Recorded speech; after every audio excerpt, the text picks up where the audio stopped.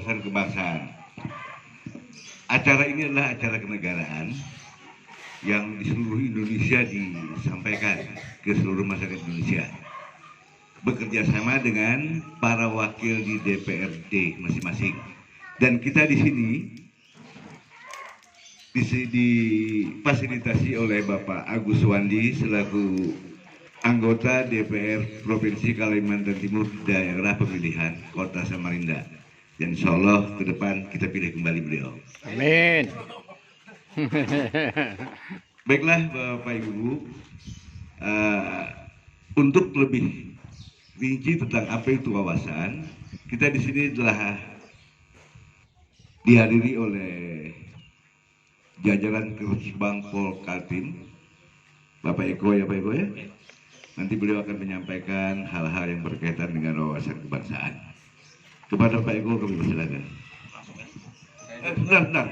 Karsa dari Bapak Agus Wandi, ada baiknya kalau beliau mengantarkan seperti apa sih acara kita ini. Ya begitu Pak Agus ya. Silakan Pak Agus.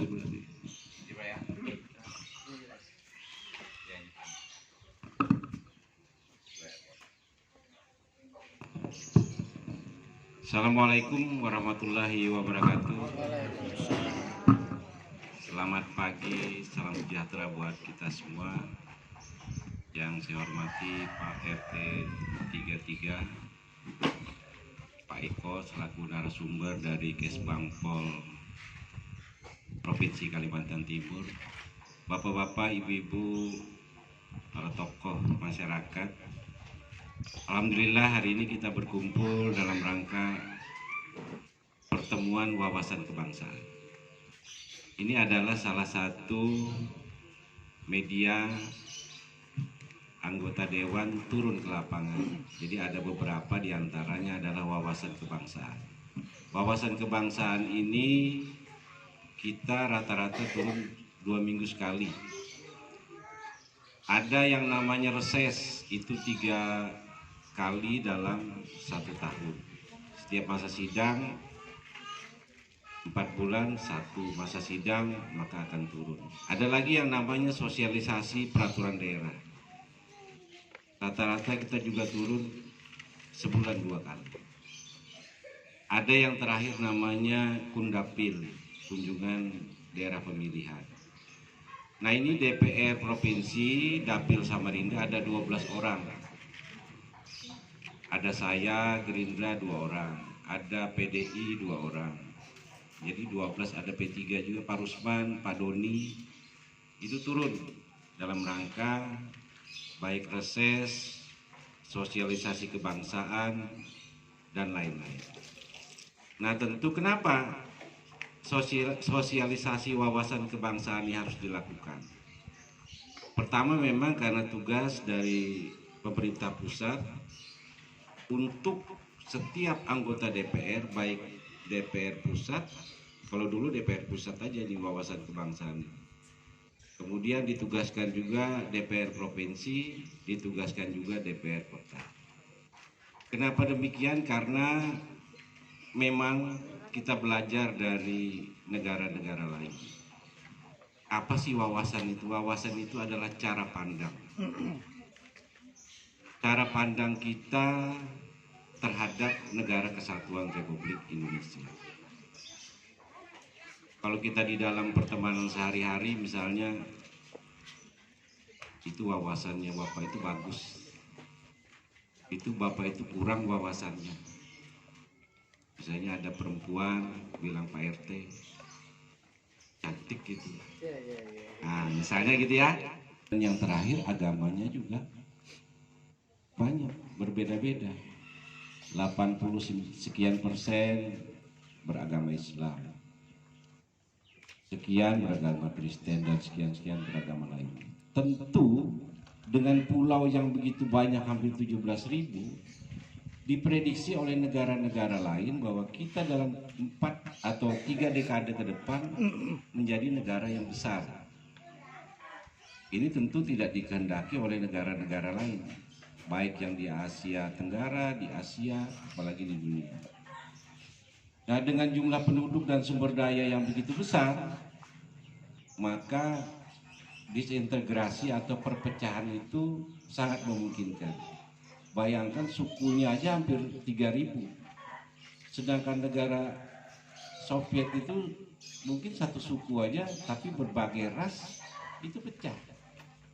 Nah, Indonesia dengan suku bukan main, Banjar aja berapa bahasa, ada Bugis, ada Jawa, macam-macam, ada Jawa Barat, ada Jawa Tengah, ada Jawa Timur. Nah, ini disintegrasi ini memungkinkan. Apalagi yang kedua dengan agama. Kita lihat sering di dalam kehidupan sehari-hari, baik beragama dalam keberagaman beragama ini tentu banyak juga yang paham-paham yang tidak masuk akal. Contoh aja, barusan aja kemarin ada bom. Nah, ini kan mengindikasikan bahwa tidak semua cara pandang itu terhadap Pancasila, Undang-Undang Dasar 45, NKRI itu tidak sama gitu. Ada yang mengatakan bahwa pemerintah ini kafir. Tapi pemerintah ini kan di dalam rangka menyatukan. Kita sudah bersepakat Sumpah Pemuda bahwa kita satu bangsa, satu negara, satu bahasa. Mau agama apa? Karena kita ditakdirkan oleh Allah Subhanahu wa Ta'ala beragam-ragam suku, berbangsa-bangsa untuk saling mengenal. Kalau ada perbedaan itu biasa aja. Nah, bagaimana kita menyerap ini supaya jangan sampai menjadi perpecahan? Kalau ada perpecahan tentu juga yang dirugikan kita. Tidak mudah Pak kita melihat negara lain kayak Singapura maju bilang. Tapi lebih nyaman di Indonesia juga. Indonesia ini bebas, anak ke pasar bebas, anak ada behelm juga, kadang-kadang nyusu-nyusu bebas, merokok kadang-kadang di pinggir jalan.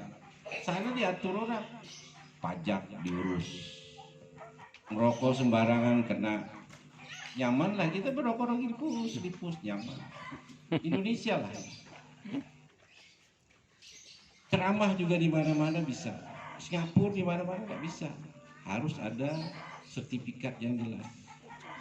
Nah, keberagaman ini menurut saya, apakah di tengah masyarakat Islam maupun masyarakat beragama lain kita harus saling toleransi, menjaga keutuhan supaya kita tidak berpecah. Apalagi sosial media sekarang, sedikit-sedikit ada hoax, nah kita sudah mulai menyerang siapa. Terutama persoalan masalah kepemimpinan, masalah agama, suku, ini yang mengakibatkan. Salah satu parameter kenapa Kalimantan Timur ditunjuk menjadi ibu kota Nusantara, karena dari riwayat yang ada bahwa Kalimantan Timur lah yang tidak pernah bersoal mengenai suku dan agama. Kalteng, Kalbar, Kalsel pernah. Ya kemarin kita hampir kejadian di PPU, tapi ya kita redam. Ada yang lain lagi yang masalah integrasi kita yang merusak narkoba.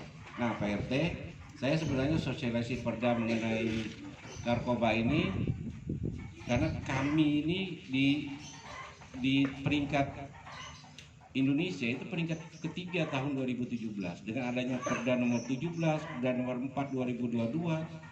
Pemerintah ini membantu. Jadi kalau ada di antara kita yang terkena penyakit narkoba ini bukan hanya anak-anak, bapak-bapak, ibu-ibu bisa juga semua. Konsultasi, minta rehab itu tidak ditangkap. Jangan sampai nanti ketemu malah orang BNN, malah kepolisian itu di penjara. Direhab gratis karena kita menyediakan ada provinsi rehab itu di Tanah Merah. Itu BNN pusat, BNN provinsi di rumah sakit Atma Husada, BNN kota juga di MUIS.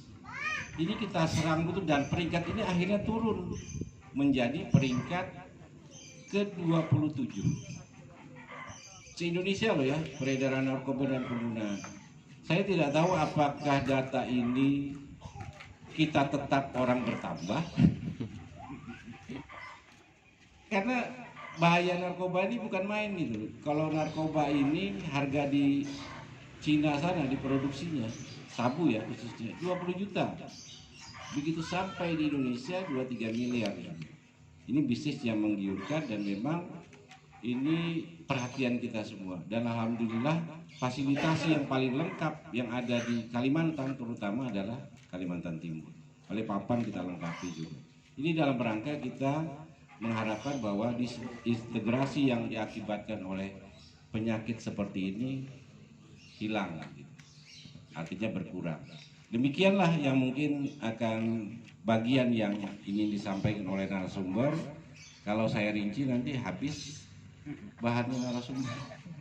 Harusnya ada satu lagi, saya biasa didampingi oleh pihak Babinsa ya. Terima kasih Bapak Agus Wandi yang telah mengantarkan maksud kita berkumpul di sini, bahwa wawasan kebangsaan adalah cara pandang, pandang mata, pandang pikiran, pandang hati. Gitu bagus ya. Nah, apa itu wawasan kebangsaan? Pak Eko mungkin nanti akan menjelaskan lebih rinci, mungkin berkenaan dengan tema saat ini, boleh? Ya Pak Eko. Kalau silakan Pak Eko. Bismillahirrahmanirrahim. Assalamualaikum warahmatullahi wabarakatuh. Selamat pagi, salam sejahtera untuk kita semua. Yang saya hormati anggota DPR Pak Agus, kemudian Bapak Ibu sekalian dan para undangan. Terima kasih kami diberi kesempatan untuk menyampaikan tentang wawasan kebangsaan. Sebelumnya saya menyampaikan permohonan maaf dari Bapak Kepala Badan karena pada saat yang sama beliau saat ini sedang berada di luar daerah. Kemudian Ibu Kabid saya juga melakukan hal yang sama di tempat yang lain, dan saya mendapat tugas di sini gitu. Jadi nanti kalau saat pemaparan kurang berkenan atau kurang pas, mohon dimaafkan dulu karena yang datang ini, kata Pak Agus, saya ini pemain cadangan gitu ya. Ya, baiklah, saya akan memulai saja. Biasanya saya kalau ini paparan saya ini biasanya pakai LCD Pak, jadi mutar video. Tapi karena LCD saya sama Pak Herdi tidak ada, bilang ya sudah, ada Bapak yang ada saja. Yang penting pesannya tersampaikan. Mungkin kalau tidak bisa gambarnya terlihat, ya suaranya saja mudah bisa. Kita mencoba untuk mendengarkan pesan dari pendiri bangsa kita gitu ya, tentang persatuan dan kesatuan.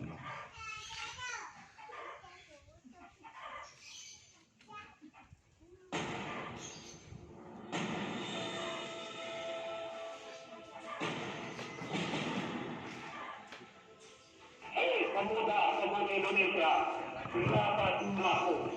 Jawablah, kami hanya satu.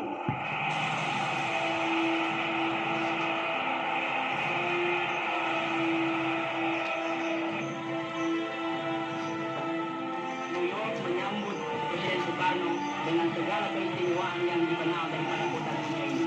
Dia dihormati dengan pawai yang ramai sekali.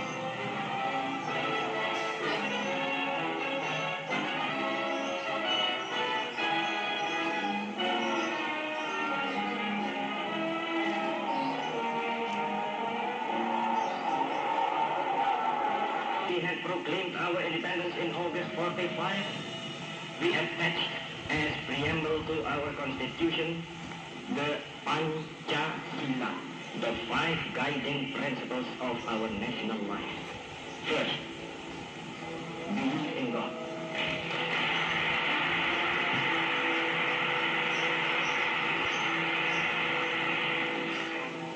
Second, nationalism.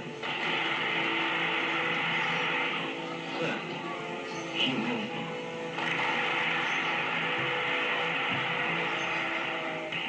Fourth, democracy.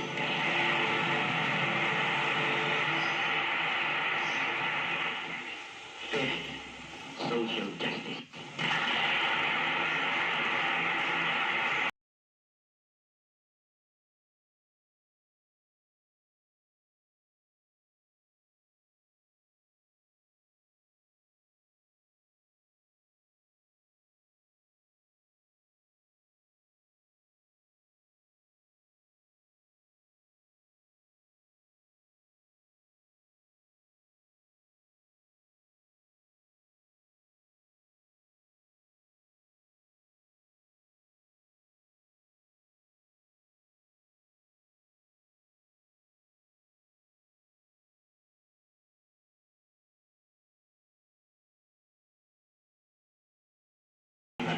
Indonesia di kondisi usia.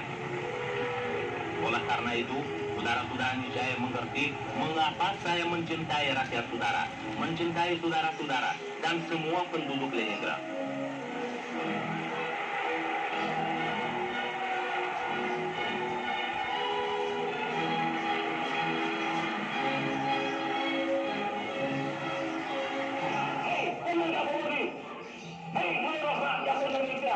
Mari kita berjalan terus dengan alat antara lain alat persatuan Indonesia, satu bahasa, satu tanah air, satu bangsa Indonesia. Bersama-sama kita melanjutkan revolusi ini. Bersama-sama kita mensukseskan ini. Ayo bangsa Indonesia dengan jiwa yang berseri-seri, mari berjalan terus.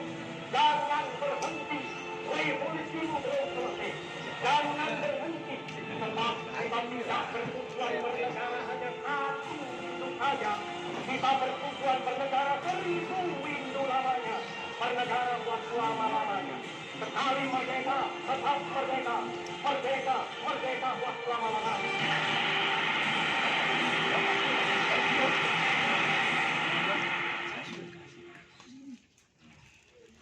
Tadi sebenarnya itu video Pak, cuman karena jadi suaranya saja kita dengar.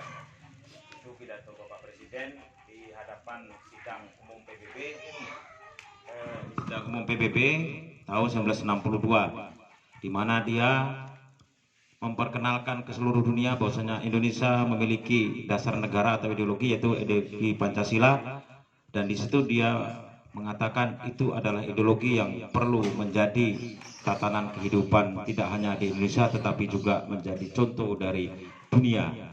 Dan apa yang disampaikannya sekarang sudah terbukti. Beberapa negara ingin belajar tentang Pancasila, bagaimana bangsa Indonesia dengan ribuan 17.000 pulau, ribuan suku dan bangsa di tempat yang terpisah-pisah, dia mampu menyatu dalam sebuah negara dan bangsa, yaitu negara Indonesia dan bangsa Indonesia. Salah satu negara, beberapa negara yang ingin belajar yaitu Afghanistan. Itu dia ingin belajar tentang Pancasila. Kemudian Irak juga ingin belajar tentang Pancasila. Karena Afghanistan hanya terdiri dari 7 suku, 2 kelompok, sampai sekarang tidak pernah damai. Irak juga demikian, hanya 2 suku, mereka juga sampai sekarang tidak pernah damai. Ada cerita ketika saya pendidikan Lemhanas, pemerintah Irak minta supaya salah satu utusan dari Indonesia datang ke sana untuk memberi penjelasan tentang Pancasila. Nah, salah satu delegasi Indonesia ketika turun di bandara di Baghdad, mereka disambut dan diminta untuk naik panser, tank, untuk menuju ke istana Irak. Kenapa harus pakai tank? Karena kata yang menyambut dari orang Irak itu mengatakan, kita saat ini tidak aman Pak. Jadi sepanjang perjalanan kita pasti tidak aman karena banyak ranjau dan banyak tembak-menembak, karena kita dari kelompok yang mana kita tidak tahu. Itulah kondisi Irak sampai saat ini. Dan ketika utusan Pak Jokowi itu datang ke istana di Irak, salah satu pejabat Irak mengatakan, ini adalah orang Indonesia yang memiliki ribuan pulau, ribuan suku bangsa, berbeda agama bisa bersatu. Kenapa Anda bisa bersatu? Kemudian utusan dari Indonesia mengatakan, kami bisa bersatu karena Pancasila. Dan orang dari Irak itu mengatakan, tolong bawa Pancasila ke sini, karena kami hanya 2 kelompok, kami tidak pernah damai. Kenapa bisa begitu? Karena kita semua sudah dewasa dalam menghadapi perbedaan, sebagaimana yang diamanahkan oleh para pendiri bangsa kita, termasuk di Kalimantan Timur.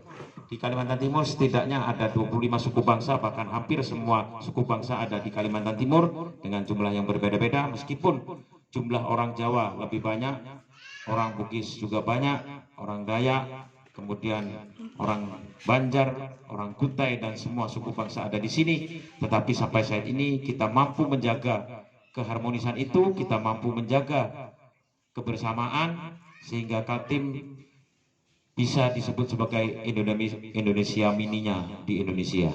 Itu yang harus kita sambut bersama dan kita pertahankan, jangan sampai ini kita nodai sebagaimana di provinsi-provinsi lain. Baik, Pak. Terkait dengan Pancasila, ketika reformasi bergulir, itu Soeharto jatuh digantikan B.J. Habibie, kehidupan sosial politik kita semakin terbuka. Sayangnya ketika zaman Pak Harto dulu ada namanya P4. Kalau orang yang seumuran saya, umur 35 tahun ke atas itu mungkin mengenal yang namanya P4. Ada Pak ya? Kita dulu kalau sejak SMP kita sudah namanya penataran P4. SMP, masuk SMA juga begitu, masuk perguruan tinggi, mau masuk PNS juga begitu. Jadi kita semua penataran P4.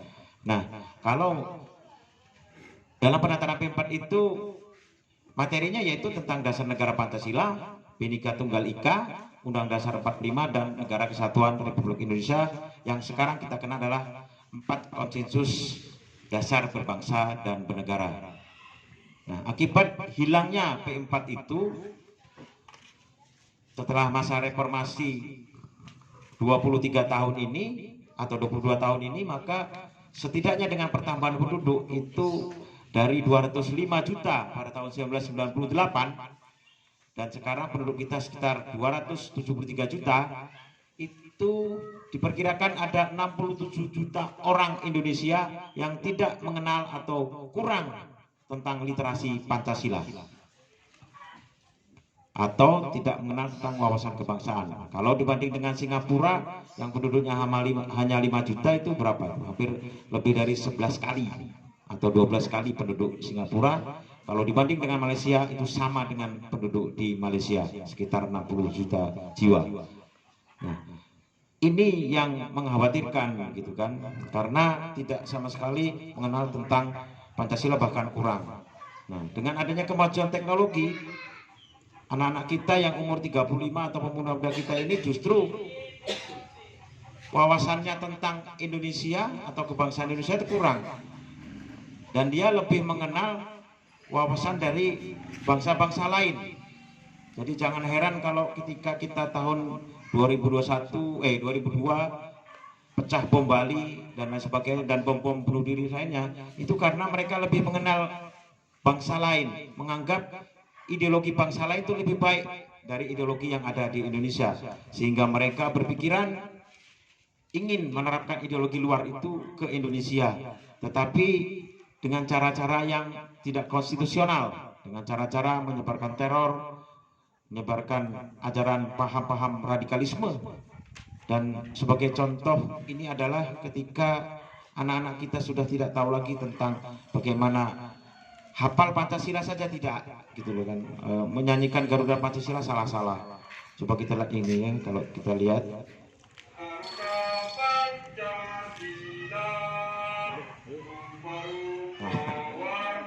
Bayangin, menyanyikan Pancasila rupa-rupa orang tidak hafal dia gitu. Siapa yang ngajarin itu? Coba ulangi Garuda Pancasila. Ini anak muda kita. Ya. Ayo lagi. Coba. Siap, nggak hafal, Pak. Nah, ini juga seorang taruna kalau nggak salah ya, kalau gambarnya. Nggak hafal Pancasila. Banyak yang tidak hafal.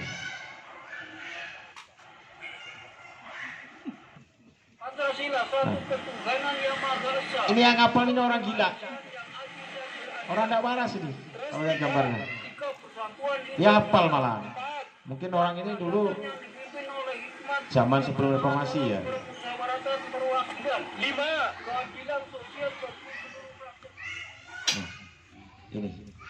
Nah, ini. Ini CPNS Pak, ini Pak. Nah, ini CPNS ini. Mau diangkat sebagai CPNS, calon pegawai negeri sipil.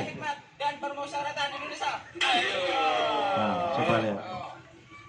Sedih kan kita melihatnya. Hanya menghafal Pancasila dia tidak bisa, gitu kan. Apalagi mengamalkannya, gitu kan. Ya, tidak bisa disalahkan. karena dia lebih mengetahui literasi tentang ideologi orang luar. Kerakyatan yang dipimpin oleh hikmat dan Ya. Sementara kita ini bercita-cita akan menjadi negara maju pada tahun 2045, yaitu bertepatan dengan 100 tahun Indonesia merdeka pada tahun 2045, yaitu tinggal 23 tahun lagi. Karena itu kita harus mempersiapkan anak-anak muda kita, apakah nantinya akan menjadi kenyataan. Kalau buat kita yang tua-tua mungkin sudah tidak ada ya Pak ya. Kalau seumuran saya tidak tahu apakah saya bisa berumur 80 gitu kan. Kalau 80 masih sempat lah gitu kan, atau 75 gitu kan. Sebenarnya anak-anak muda yang sekarang masih umur 20 gitu kan, mereka lah nanti yang akan mengalami bahkan menjadi pelakunya. Kalau kita berhasil menjadi negara maju ya mereka senang. Tetapi kalau dia gagal atau bubar negara ini ya sudah, mereka lah yang mengalami juga gitu kan, anak-anak kita gitu. Maka dari itu mari kita bekali anak-anak kita dengan ideologi yang kuat gitu kan. Dengan adanya teknologi informasi dan komunikasi, mereka lebih mengenal tentang Korea, lebih mengenal tentang Amerika, lebih mengenal tentang Jepang, mengenal Arab begitu kan. Sebenarnya bangsanya sendiri tidak kurang mengetahui gitu kan. Bahkan gaya-gaya bajunya, gaya-gaya cara-caranya seolah ke Arab-Araban, ke Korea-Koreaan gitu kan. Sementara budaya kita ini banyak dan luar biasa luhurnya, budaya-budaya yang baik itu dari, kalau kita di Kaltim kan ada budaya dari Kutai, dari Dayak, dari Banjar, itu kan luar biasa, yang sekarang mulai luntur karena masuknya budaya asing melalui informasi dan teknologi. Salah satu alatnya yaitu handphone itu gitu kan. Ya kita mungkin mereka bisa boleh mengetahui sebaik mungkin apa itu Korea, apa itu Jepang, apa itu Arab, tetapi mereka harus tahu bahwasanya ada yang membatasi mereka. Anda boleh tahu tentang Arab, Anda boleh tahu tentang Amerika, tetapi kalau Anda ke Arab, Anda ke Korea, Anda ke Amerika, Anda pasti ditanya, Anda dari negara mana? Anda tidak akan bisa masuk ke sana kalau tidak ada paspor dari Indonesia. Bahkan kalau sudah masuk, tidak punya paspor, Anda diusir. Itulah batas-batas negara, batas-batas yang harus kita ketahui. Kita bisa tahu tentang Arab, tahu tentang Korea, tahu tentang Amerika, tapi kita dibatasi bahwasanya kita harus punya jati diri, yaitu bangsamu apa, negaramu apa. Sehingga kita juga wajib tahu tentang bangsa kita, tentang negara kita. Itu yang harus kita camkan tentang Pancasila.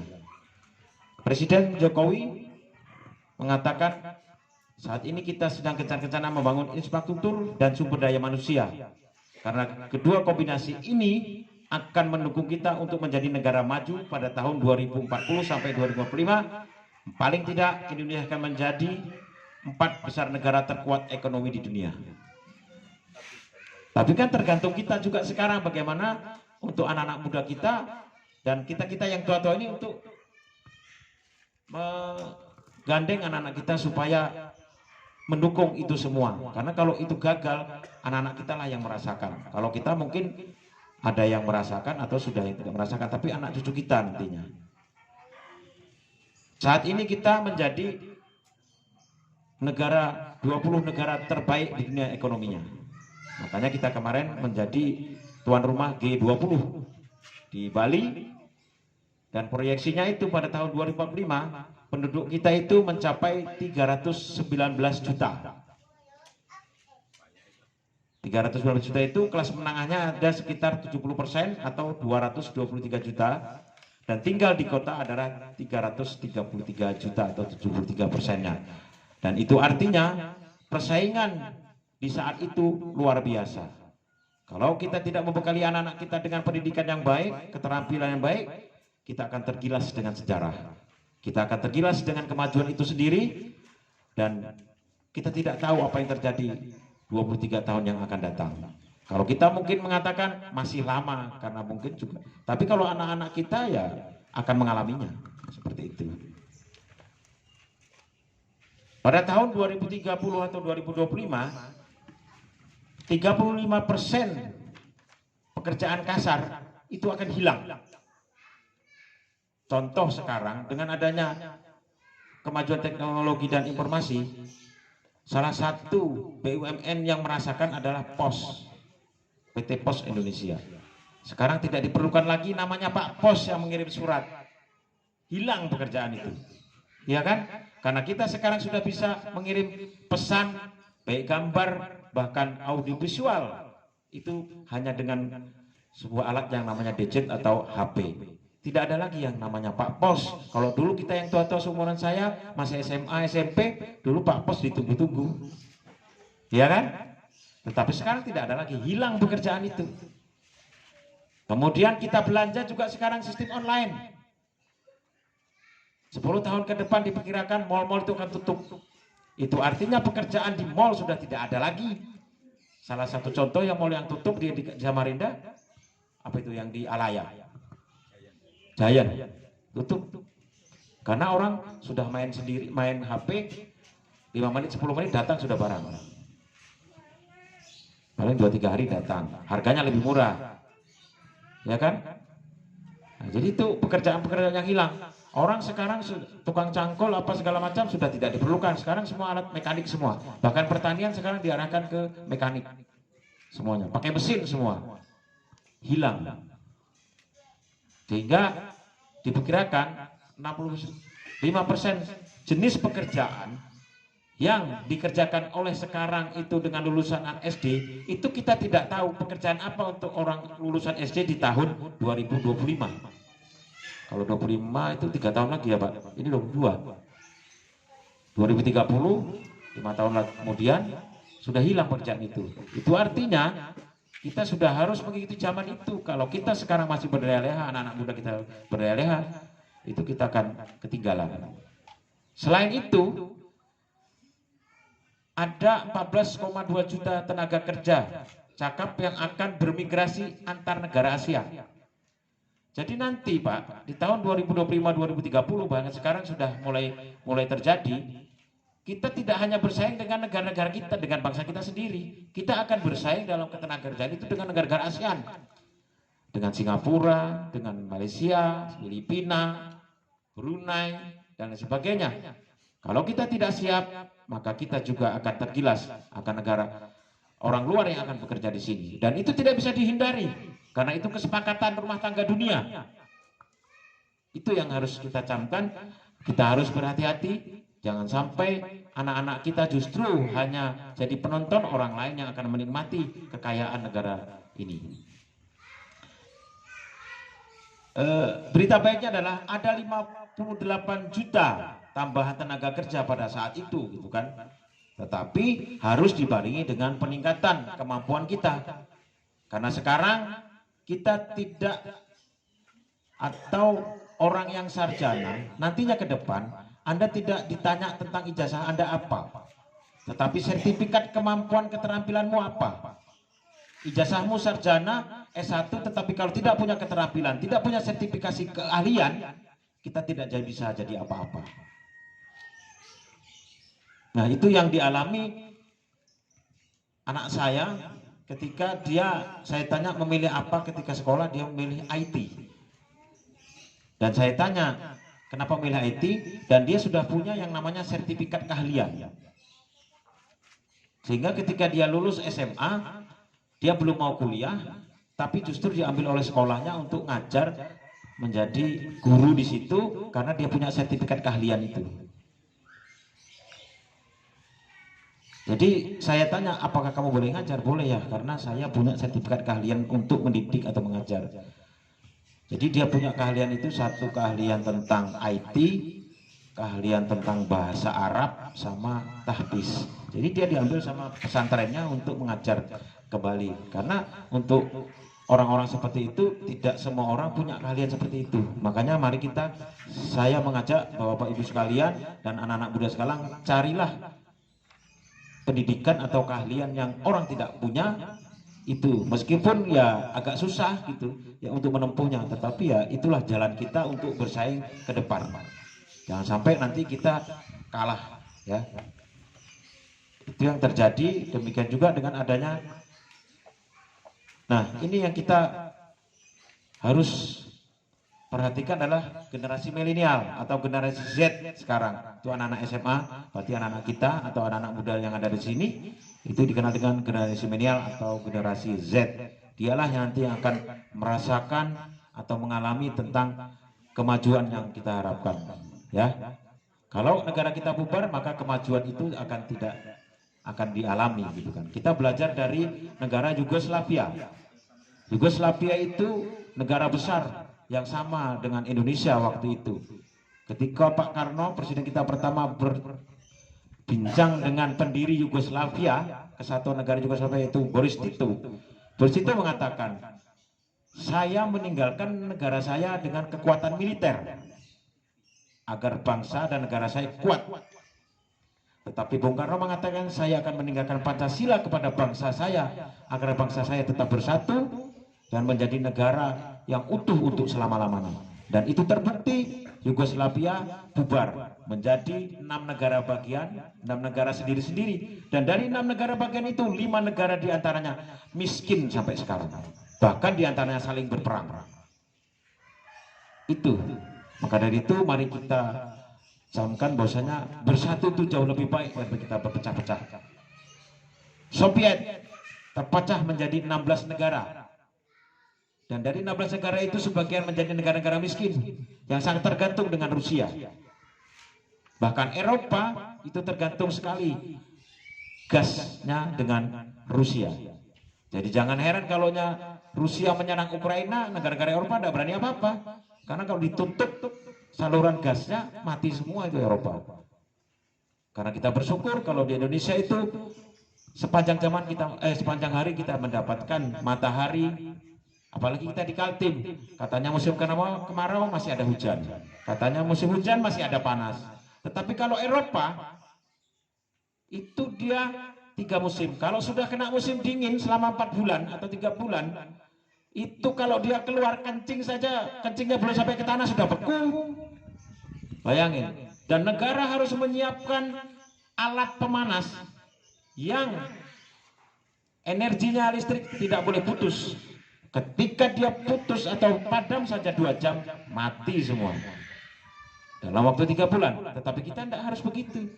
Apakah kita ingin mengalami seperti itu? Jadi jangan heran kalau negara-negara Eropa, Amerika selalu berebut tentang minyak, selalu mencari energi-energi baru, karena mereka tidak akan bisa hidup tanpa energi.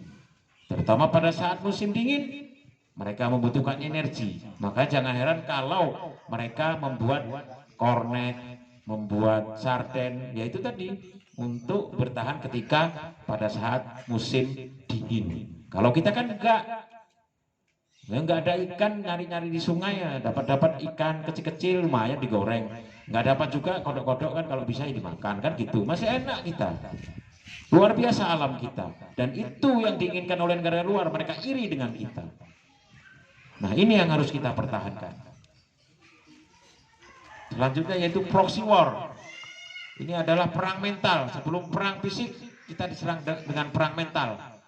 Kita dijejali dengan ideologi-ideologi yang luar biasa, dengan budaya-budaya luar yang anggap hebat, gitu kan. Kita terpesona dengan itu, anak-anak muda kita terpesona, bahkan melupakan dengan budayanya sendiri. Jangan heran kalau budaya kita diakui oleh Malaysia, diakui oleh negara-negara lain. Karena apa? Karena kita sendiri tidak memperhatikan budaya kita, tidak memperhatikan kesenian kita.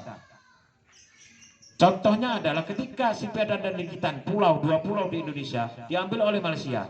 Ketika kita menggugat ke Mahkamah Internasional, kita kalah. Karena apa? Kita tidak pernah memperhatikan pulau itu. Malaysia sudah membangun macam-macam di sana.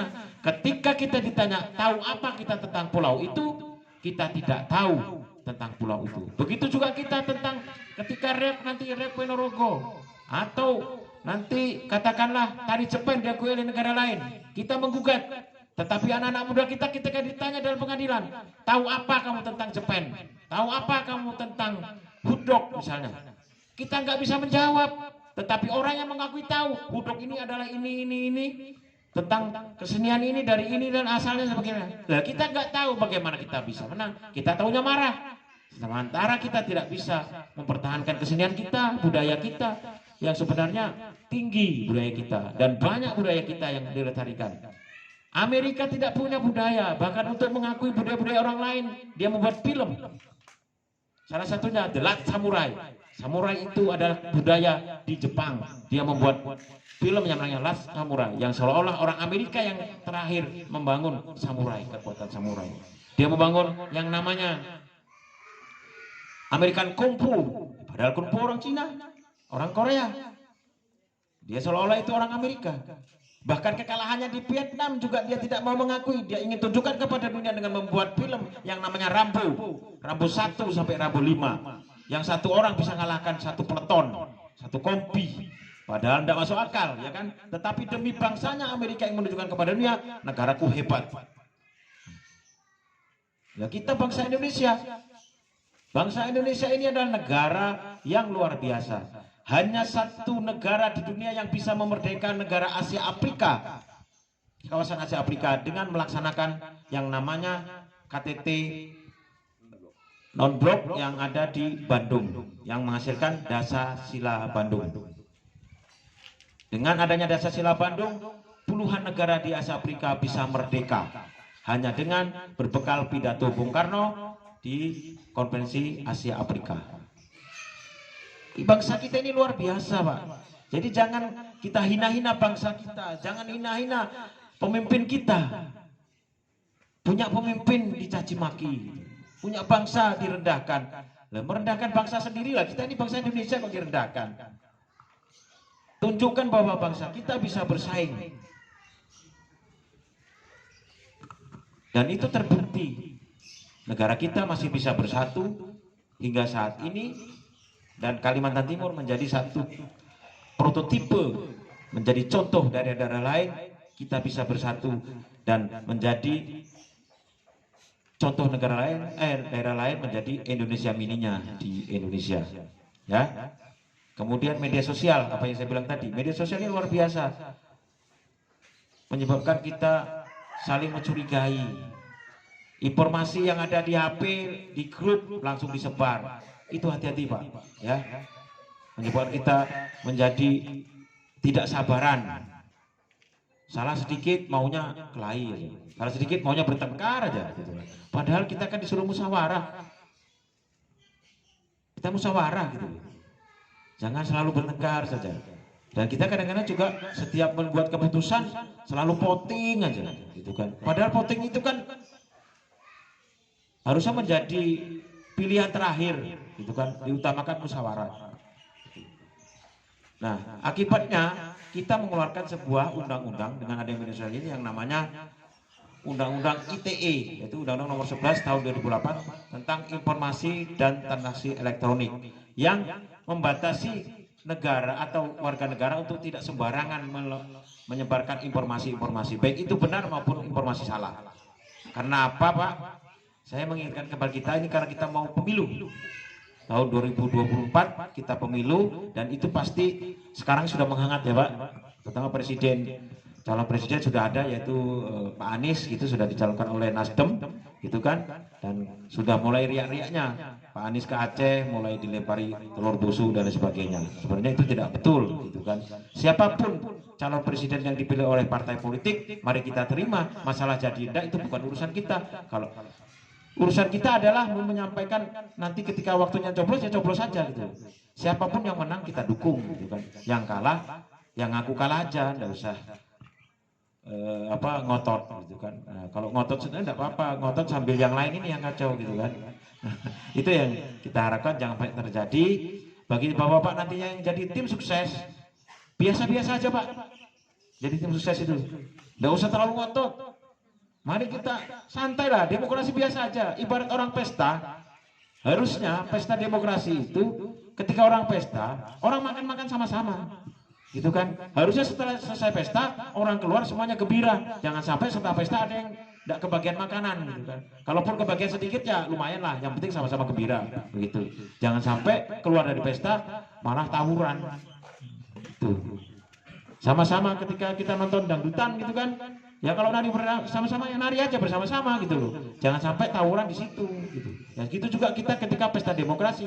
Siapa pilihan kita, kita simpan dalam hati, kita coblos. Bagi yang jadi tim sukses, laksanakan atau kampanyekan apa yang menjadi tugas kita. Ketika kita menang, alhamdulillah. Kalau kita kalah, kita akan berjuang lagi di 5 tahun ke depan. Itu saja, jangan sampai persaingan cebong dan kampret terjadi lagi begitu kan. Bayangkan coba. Calonnya kemarin itu kan tahun 2019 Pak Jokowi berdampingan dengan Pak Kiai Ma'ruf gitu kan. Kemudian Pak Prabowo bersaingan dengan Pak Sandiaga Uno. Bahkan Sandiaga Uno itu bilang PKS waktu itu adalah santri milenial. Kemudian Pak Jokowi dengan Pak Ma'ruf adalah kiai begitu kan. Orang Islam semua yang calon. Tetapi kita kadrun. Terus ada juga ngomong bahwasanya kecebong, kampret. Kecebong itu kan hewan yang menjijikkan, Pak. Dibilang kodok ya bukan kodok, dibilangi ikan ya bukan, gitu kan. Kemudian kampret itu anak kelawar gitu kan. Wajahnya kayak Dracula gitu kan, menjijikkan juga gitu kan. Kenapa kita harus begitu? Dan ketika selesai pemilu, kita masih belum selesai. Bahkan sampai sekarang masih ada riak-riaknya seperti itu. Sementara Pak Prabowo dan Pak Jokowi, Pak Sandiaga Uno dan Pak Kiai Ma'ruf bersama kabinetnya sudah bersatu untuk bersama-sama membangun negeri ini. Nah, itu yang harus kita contoh para negarawan-negarawan itu. Jangan kita bergerak sendiri nanti, karena kalau kita bergerak sendiri dan melawan hukum, maka kita sendiri yang akan menerima akibatnya. Itu yang kita harapkan. Nah, kalau untuk anak-anak muda ini, yaitu pudarnya identitas bangsa, Pak. Karena masuknya budaya asing. Kita itu sekarang dimasuki oleh beberapa hal, yaitu melalui makanan. Sekarang kita kadang tidak mengenal pecel, tidak mengenal namanya wadi. Iwak wadi tahu lah, Pak? Tahu lah iwak wadi, tahu kalau yang muda-muda. Kemudian cepedak yang di wadi. Cepedak apa itu? Apa? Mandai. Nah, itu kan makanan-makanan yang sebenarnya kalau anak-anak muda sekarang nggak kenal malahan. Bahkan sekarang sebagian anak muda kita banyak yang nggak suka durian, Pak. Termasuk anak saya itu, kalau disuruh makan durian, makan apa ini ya? Bingung saya lah, kita sendiri cari durian, ini anak saya tidak suka. Nah, lain, gitu kan? Begitu dikasih lain, ini durian kah ya? Katanya. Loh, bayangin coba. Nah, itu yang harus kita perkenalkan kepada anak-anak kita, anak-anak muda kita juga harus kenal itu, gitu loh. Bagaimana ada yang namanya gangan asam, kemudian ikwak haruan segala macam. Mereka lebih mengenal makanan-makanan cepat saji, itu kan yang namanya pizza, kemudian makanan-makanan Korea, apa namanya, saya tidak hafal pakai banyaknya itu kan. Nah, sekarang sukanya yang cepat saji, pencet-pencet HP datang sudah kan, gitu kan. Dan mereka lebih mengenal makanan-makanan luar itu. Kemudian kita juga diserang dengan film. Ibu-ibu ini film Korea suka ya? Iya kan? Nah, lebih suka film Korea, film kita nggak ditonton. Ya bagus juga sih film Korea itu, tetapi kan akan lebih bagus kalau kita juga mencintai film-film kita, terutama film-film perjuangan, film sejarah. Karena apa? Sejarah itu tidak boleh kita lupakan, ya, karena sejarah itu akan menjadi sebuah pelajaran buat kita.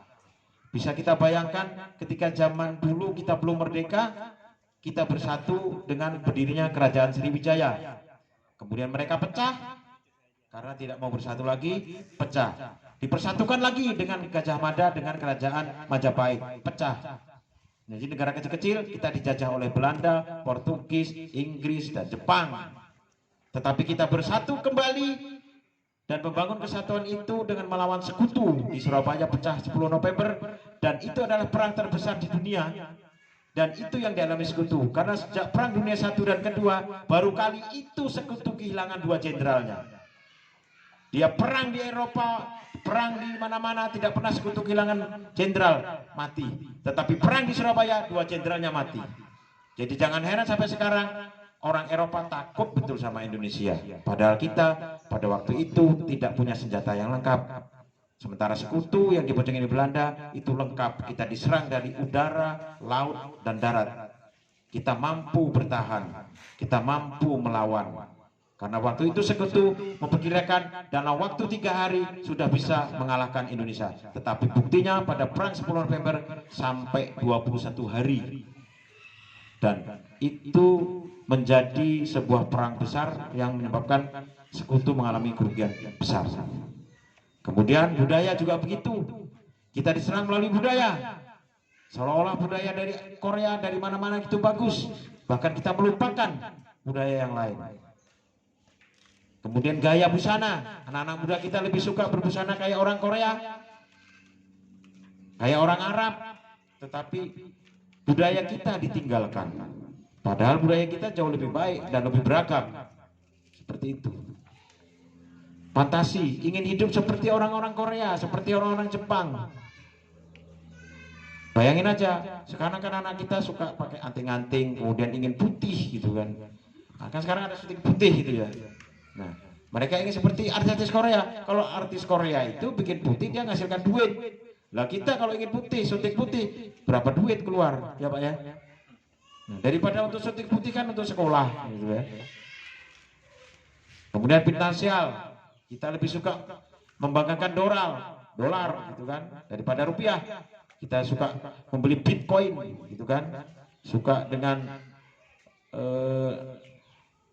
mata uang luar gitu. Bagilah kita pakai rupiah saja gitu loh. Bagaimanapun itulah mata uang kita, itu adalah jati diri bangsa kita. Fuel, bahan bakar. Orang-orang luar itu iri pada Indonesia, karena Indonesia ini Pak, bahan bakarnya itu ada di dalam tanah, ada juga di atas tanah.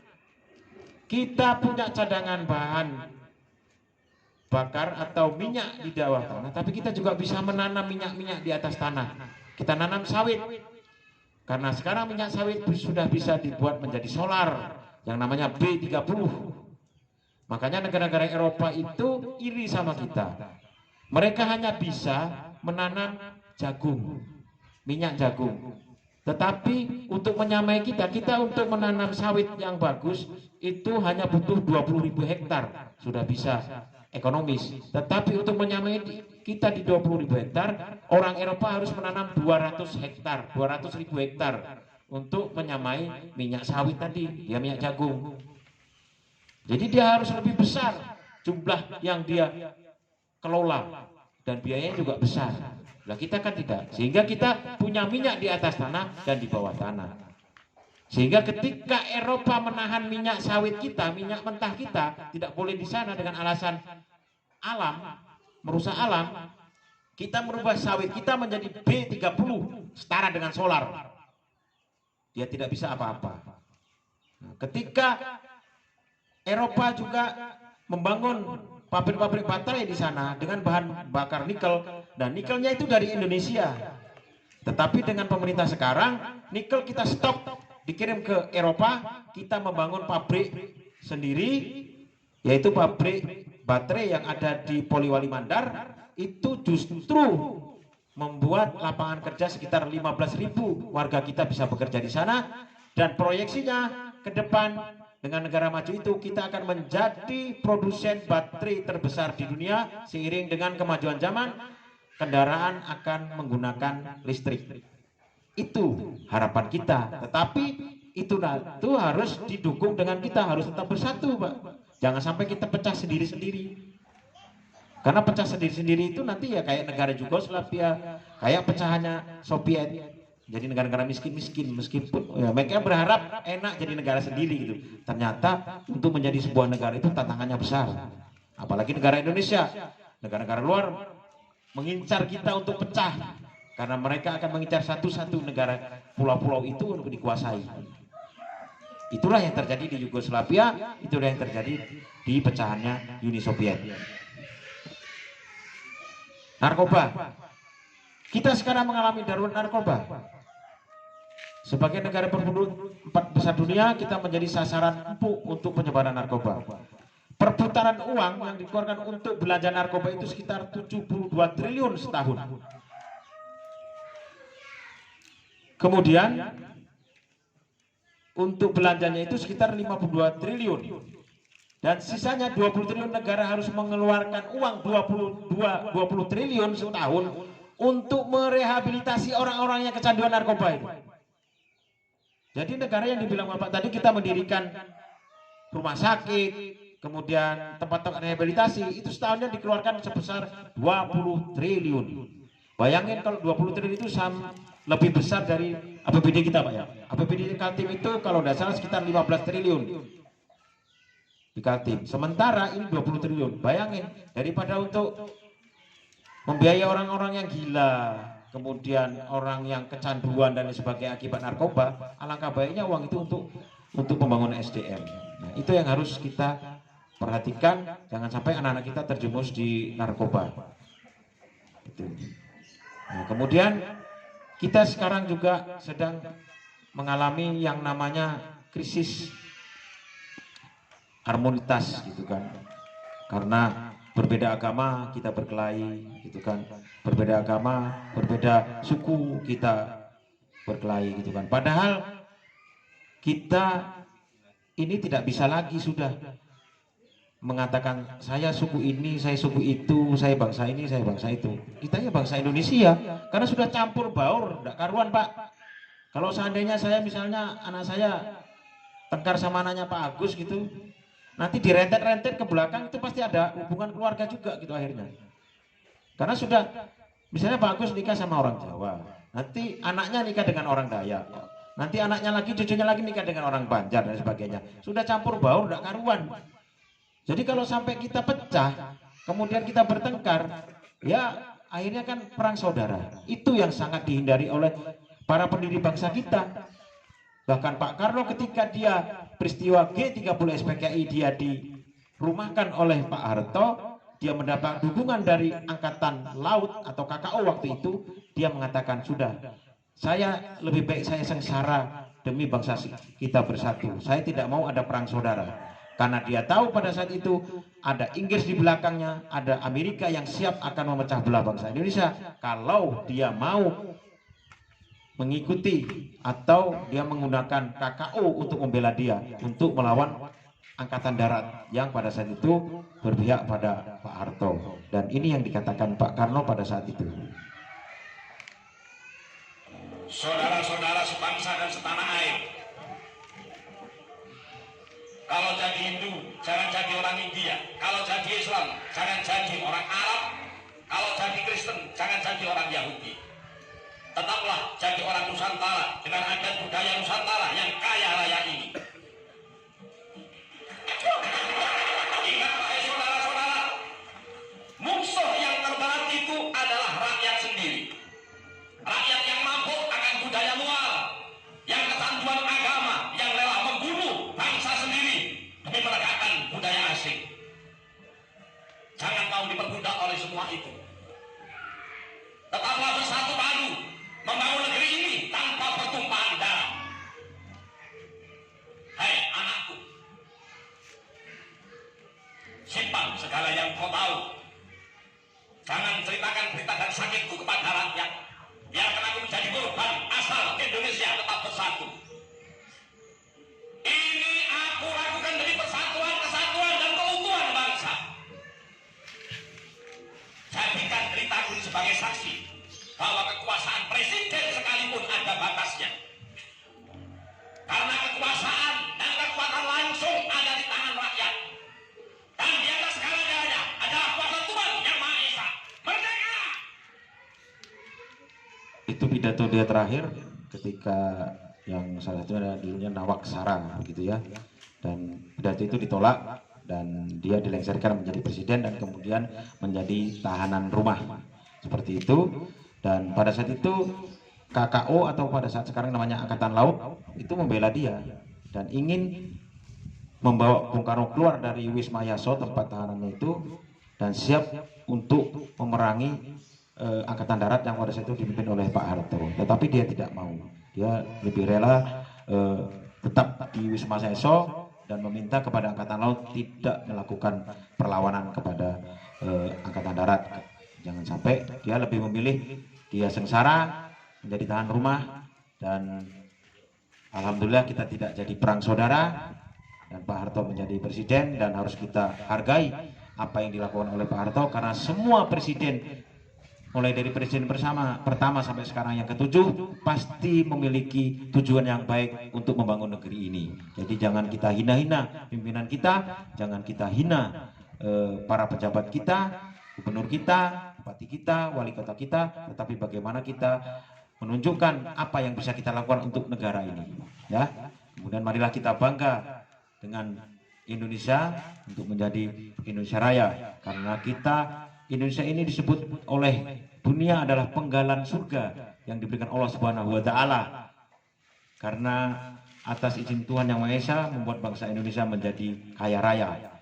Kemudian ratusan suku dan bangsa dan agama berbeda bersatu dan harmoni dalam suatu negara, yaitu negara Indonesia, dipersatukan oleh bahasa Indonesia, punya Pancasila sebagai dasar negara Indonesia, punya sesanti Bhinneka Tunggal Ika untuk mempersatukannya, punya Undang-Undang Dasar sebagai dasar hukum, NKRI sebagai wadah pemersatu wilayah kita.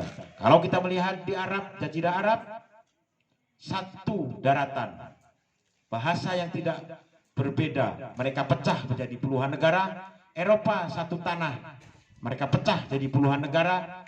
Belgia dan Belanda pecah karena Katolik dan Protestan. Inggris dan Irlandia pecah karena Katolik dan Protestan. Bahkan Korea saja pecah karena perbedaan antara komunis dan non-komunis, begitu kan.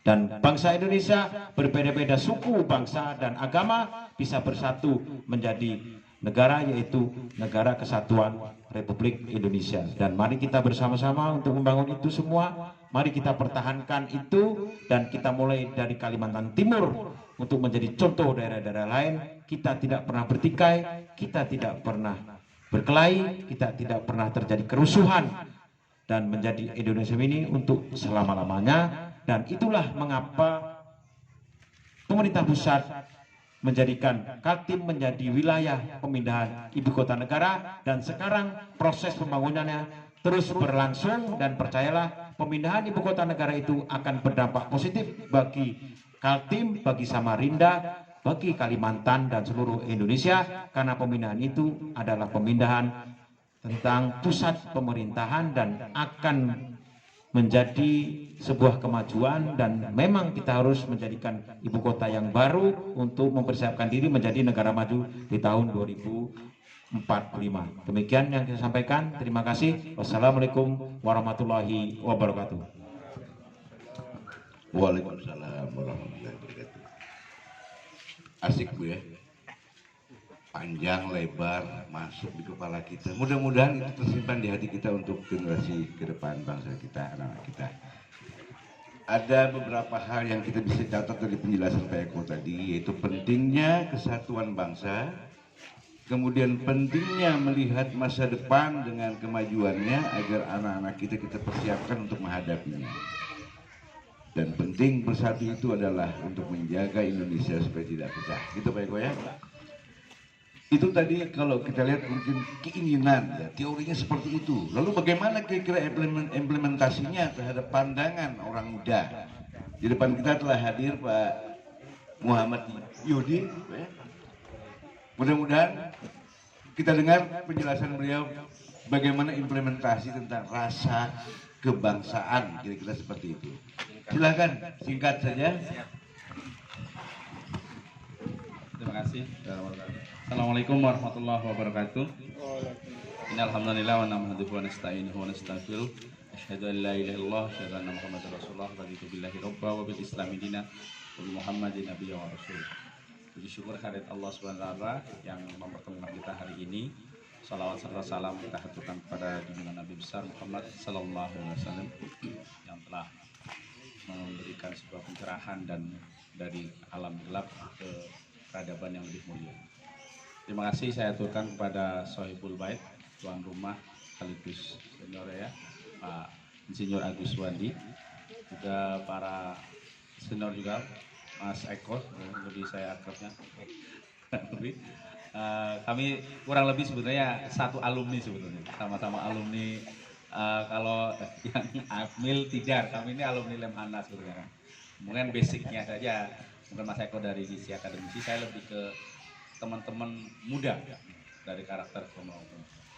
Saya sedikit saja mengulas bahwa sebagian besar tadi sudah diramu secara besar, secara dari Pak Eko, bahwa saya ternyata kalau dalam bahasa dulu pramuka itu kan Pak, ada penggalang ramu, rakit, rap gitu kan. Sudah diramu, sudah dirakit, saya sedikit banyak paling hanya sedikit ramu dan terapkan saja. Maka bahasanya bahasa implementasi, bahwa perlu kita pahamkan bahwa tadi pemahaman secara global kita adalah tentang yang diramukan tadi adalah sebuah konsensus kebangsaan kita. Kalau mungkin bahasa dalam mungkin fikih orang, maaf, mungkin yang dari tradisi yang kelompok Nahdlatul ada husnul waton minal iman, kan itu kan, bahwa membela bangsa itu bagian dari iman. Kemudian konsensus dari Muhammadiyah juga menyatakan bahwa dahrul ahdal wa syahadah. Jadi rumah besar kebangsaan kita adalah kesepakatan.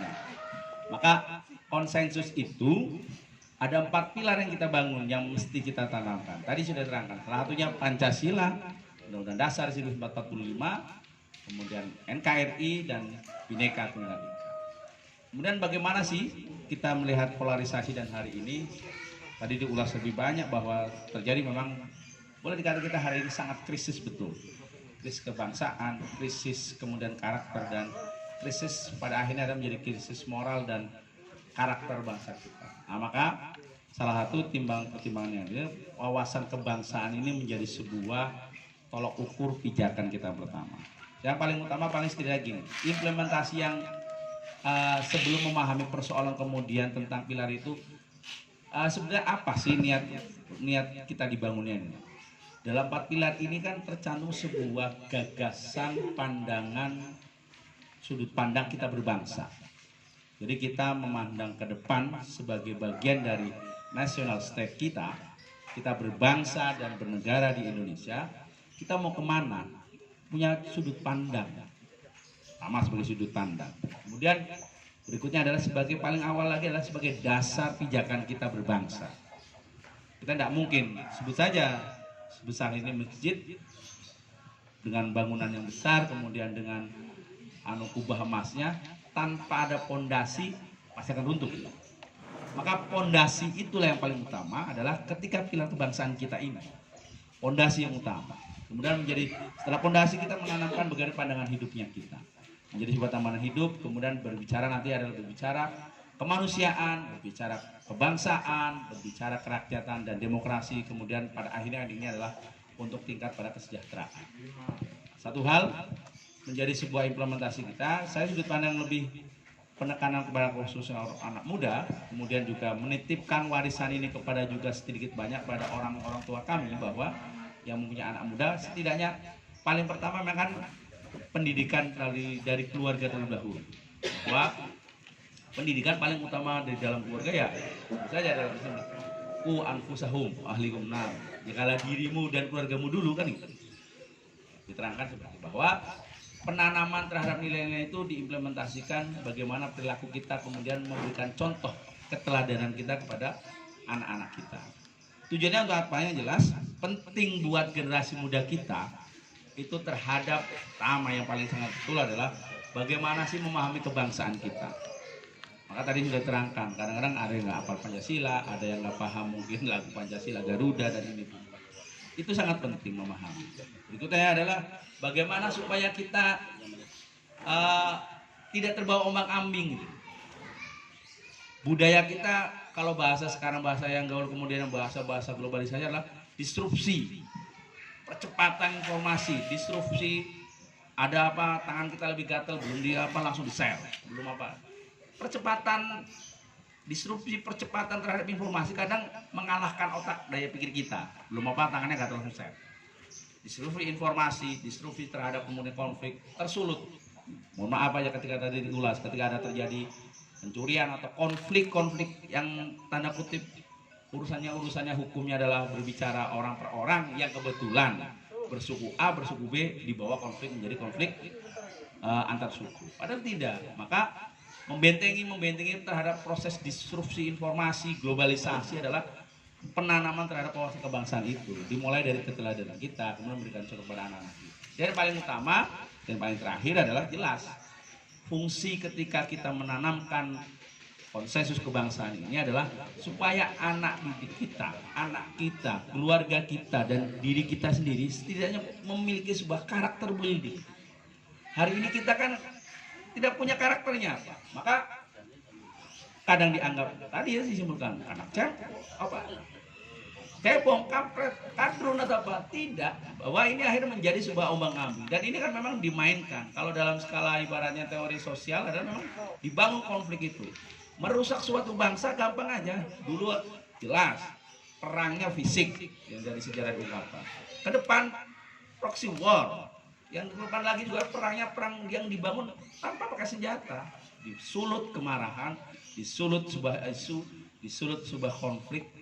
Maka yang menang kan siapa? Yang menang yang belakang. Maka kalau ada istilah dalam perang itu yang menang jadi batu, yang kalah jadi abu. Tidak ada yang untung. Maka ketika hari ini kita penamkan bahwa fungsi-fungsi perdamaian, fungsi-fungsi bagaimana kita membangun sebuah karakter bangsa dan penanaman terhadap national state dibutuhkan.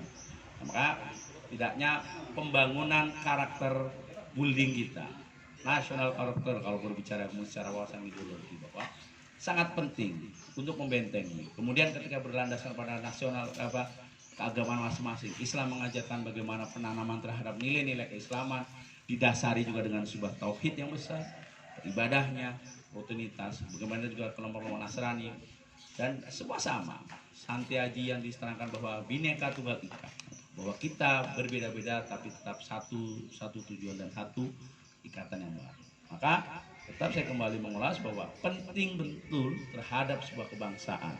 Pancasila menjadi dasar ideologi kita berbangsa, menjadi pondasi kita bagaimana berbangsa, menjadi pandangan hidup kita ke depan, kemudian terikat dalam sebuah aturan atau kemudian konstitusi yang diterangkan pada Undang-Undang Dasar 1945 yang sudah menjadi kesepakatan pada 18 Agustus 1945 menjadi dasar kebangsaan kita, dasar konstitusi. Kemudian NKRI yang kita perjuangkan dari perjuangan kemerdekaan, sebelum kemerdekaan sampai perjanjian Renville dan KMB, kita mempertahankan NKRI. Dulu pernah ada RIS, kembali lagi nasional, kemudian dulu Kalimantan nggak masuk di dalam Republik Indonesia, beda lagi, maka akhirnya menjaga sebuah perjanjian KMB, disepakatilah Konferensi Meja Bundar bahwa negara Republik Indonesia adalah bekas jajahan Belanda. Kemudian yang paling terakhir adalah Bhinneka Tunggal Ika. Kita berbeda, kita tidak bisa memaksakan secara akidah agama kita. Kita berbeda, saya juga tidak mau lahir sebagai orang Jawa, Pian juga nggak bisa lahir sebagai orang Banjar atau Dede Madura, kan itu. Nade itu apa? Ada yang orang Hulu, Mahakam, kemudian Nade, Ektam itu kan, tidak ada yang kita memaksakan. Tapi ketika kemudian diterangkan bahwa Indonesia memang ya Zamrud, gitu. Maka ketika diterangkan juga di dalam agama Islam bahwa ketika Allah menciptakan bersuku-suku, beragama, berbangsa-bangsa agar saling kenal lalu bermusyawarah. Kita araf gitu. Kita Allah menciptakan bersuku-suku, berbangsa-bangsa untuk kalian supaya saling mengenal, saling bersaudara, maka saling berkenal-mengenal, saling bertaaruf lah. Nah, kemudian itu bagian dari sebuah kebangsaan kita yang jelas 4 pilar fondasi kebangsaan ini tetap kita menjalankan agar kita ke depan menjadi masyarakat hari ini mungkin 5.0 ya. Ke depan itu eranya sudah masuk kepada era 5.0, 5.0 lagi. Ini sangat lebih cepat lagi. Maka hari ini ketika teknologi menguras, belum selesai 4.0 kita belum paham, tiba-tiba sudah menuju masyarakat sosial 5.0 bahasa yang orang kan 5.0.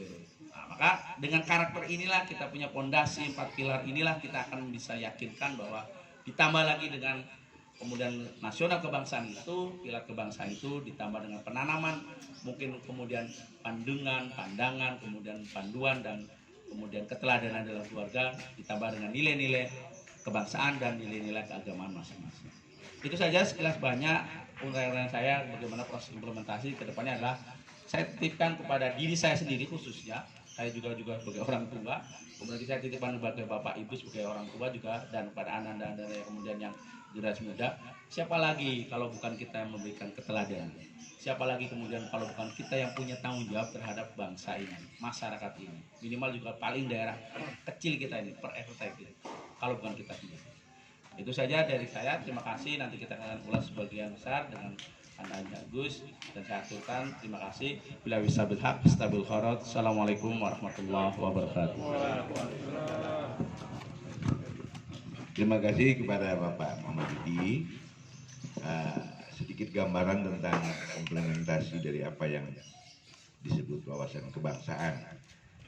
Bapak Ibu yang hadir di sini, dari kedua pesan tadi kita bisa berbuat sesuatu untuk kawasan ini adalah tidak mengerti apa itu negara, paling tidak memelihara budaya. Tetaplah dengan bercacapan, maka tetaplah dengan mandai, tetaplah dengan ini, supaya anak kita tahu bahwa yang begitu adalah budaya kita. Nah, tadi kita diantarkan oleh Bapak Agus Wandi sebagai yang membuka acara memfasilitasi ini. Kita dengar kesimpulan dari beliau dengan apa yang dijelaskan tadi. Mudah-mudahan dari kesimpulan beliau ada yang kita dapatkan. Terima kasih. Silakan. Diri juga saya nyaman. Baik, terima kasih Bapak Ibu sekalian dan narasumber.